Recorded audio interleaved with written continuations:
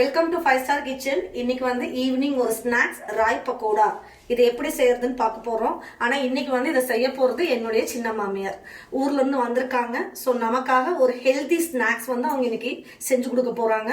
So அவங்க வந்து இப்ப செய்ய போறாங்க. அவங்க என்னென்ன ஐட்டம்ஸ் வேணும்னு சொல்லுவாங்க, நீங்க அதை பார்த்துக்குங்க. ஃபர்ஸ்ட் ஒரு கடாயில் ஆயில் ஊற்றி வச்சுக்கலாம். ஆயில் வந்து சூடாக இருக்குள்ள நாங்கள் இதை பிணைஞ்சிடலாம். ஃபஸ்ட்டு இந்த கப்பில் வந்து 2 கப்பு மாவு எடுத்திருக்கேன். இந்த 2 கப்பு மாவுக்கு ஒரு பெரிய வெங்காயம் போட்டுக்கணும். பச்சை மிளகாய் வந்து ஒரு 3.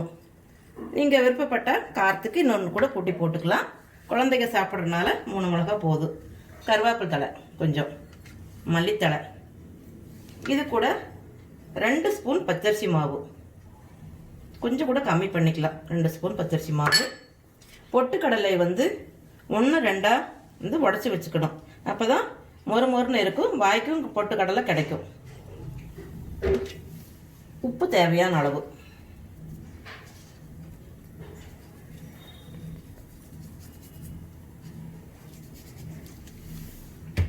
தண்ணி வந்து லேசா தண்ணி தெளிச்சு பக்கடா பாத்தில் பிணையணும்.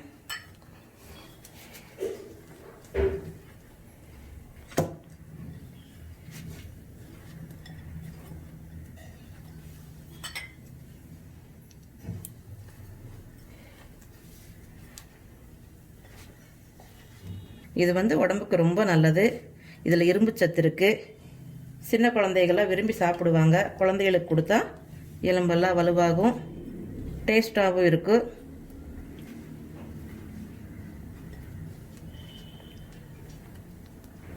இப்போ நல்லா காஞ்சதுக்கப்புறம் அந்த எண்ணெய் எடுத்து ஒரு ஸ்பூன் ஊற்றி பிணைஞ்சிட்டிங்கன்னா நல்லா மொறு மொறுன்னு இருக்கும்.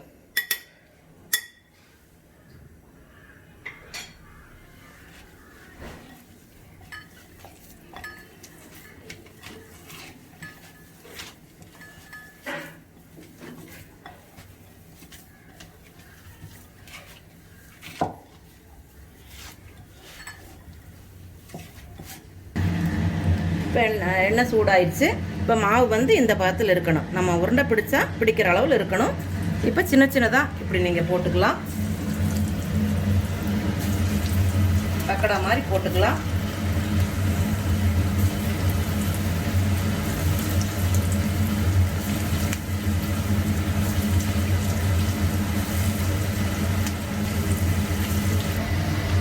வேகும் போது திருப்பி விடுங்க. அப்போ தான் நல்லா ஒரே மாதிரி வேகும். சீக்கிரமாக செஞ்சிடலாம். ஈஸியான ஸ்நாக்ஸு, குழந்தைகளுக்கு ரொம்ப பிடிக்கும்.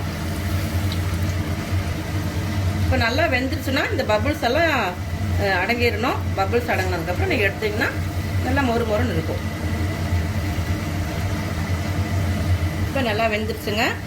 இந்த பதத்தில் நீங்கள் எடுத்துடலாம். இது எண்ணெய் எல்லாம் வைக்காது, எண்ணெயே இருக்காது.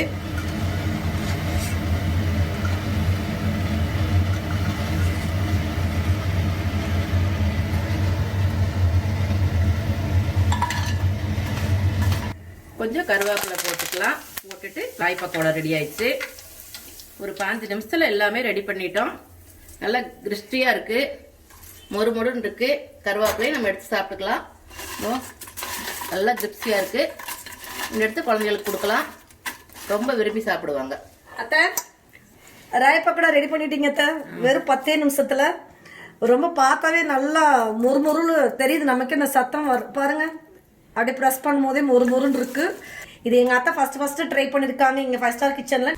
இப்போ வந்து பார்த்தீங்கன்னா இந்த ராய் பக்கோடாவை நல்லா வந்து ஆறுனதுக்கு அப்புறமேலு ஒரு நல்ல ஏர்டைட் கண்டெய்னரில் ஒரு பாக்ஸில் நல்லா வந்து இதை போட்டு வச்சிட்டிங்கன்னா 1 வீக் ஆனாலும் உங்களுக்கு வந்து இந்த கிறிஸ்பினஸ் அப்படியே இருக்கும். இதை நீங்கள் ஈவினிங் வந்து எடுத்து குழந்தைங்களுக்கு கொடுத்துக்கலாம்.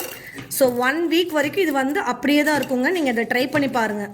5 ஸ்டார் கிச்சனை ஷேர் பண்ணுங்கள், லைக் பண்ணுங்கள், சப்ஸ்கிரைப் பண்ணுங்கள். தேங்க்யூ.